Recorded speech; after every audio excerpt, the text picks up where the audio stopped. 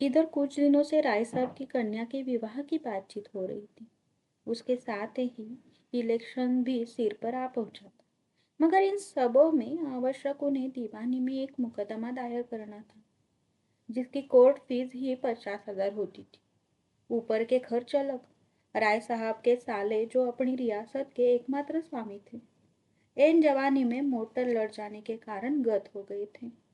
और राय साहब अपने कुमार पुत्र की ओर से उस रियासत पर अधिकार पाने के लिए कानून की शरण लेना चाहते थे।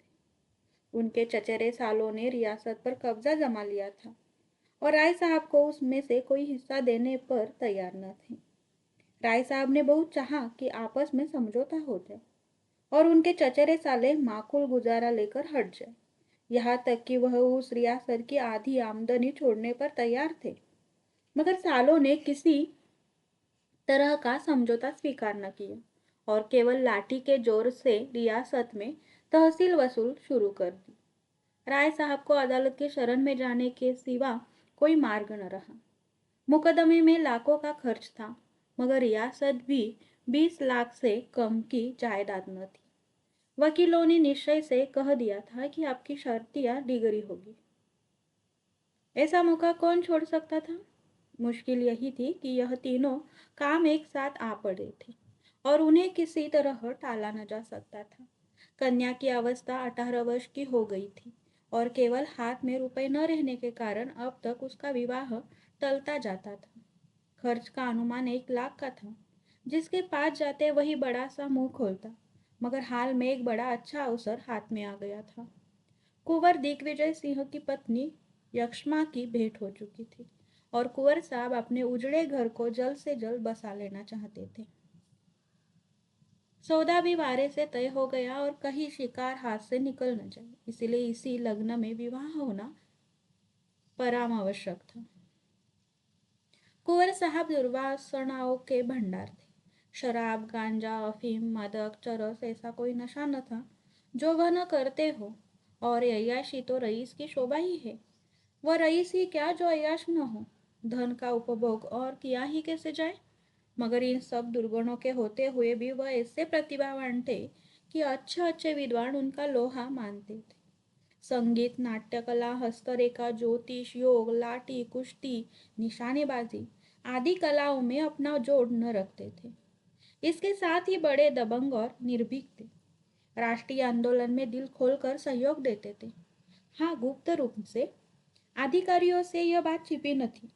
फिर भी उनकी बड़ी प्रतिष्ठा थी और साल में 1-2 बार गवर्नर साहब भी उनके मेहमान हो जाते थे।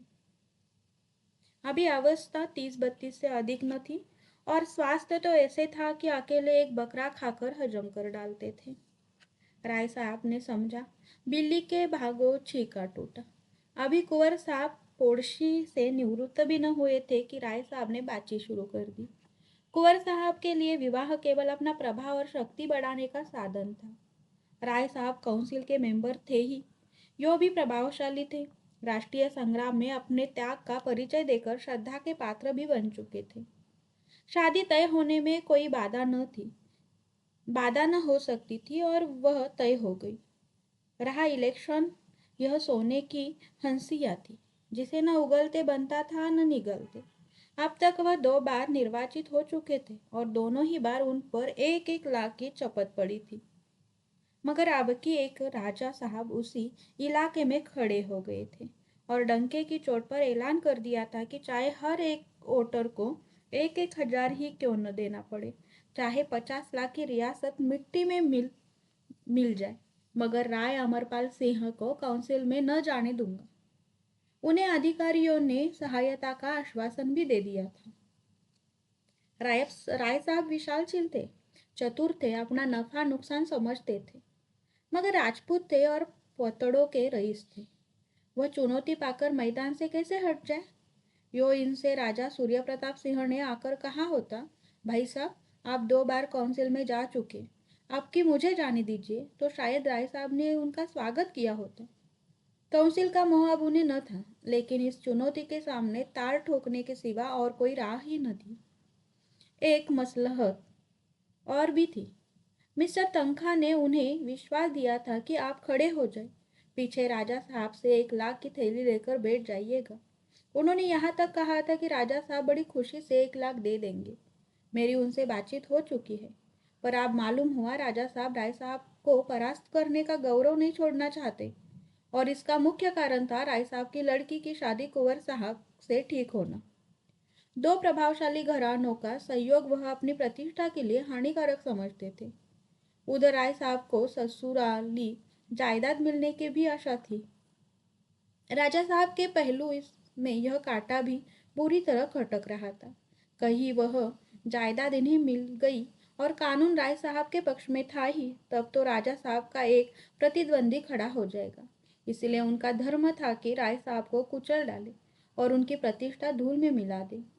बेचारे राय साहब बड़े संकट में पड़ गए थे। उन्हें यह संदेह होने लगा था कि केवल अपना मतलब निकालने के लिए मिस्टर तनखा ने उन्हें धोखा दिया। यह खबर मिली थी कि अब वह राजा साहब के पैरोकार हो गए हैं। यह राज साहब के घाव पर नमक छिड़कना था। उन्होंने कई बार तनखा को बुलाया था, मगर वह या तो घर पर मिलते ही न थे या आने का वादा करके भूल जाते थे। आखिर खुद घर पर मिल गए।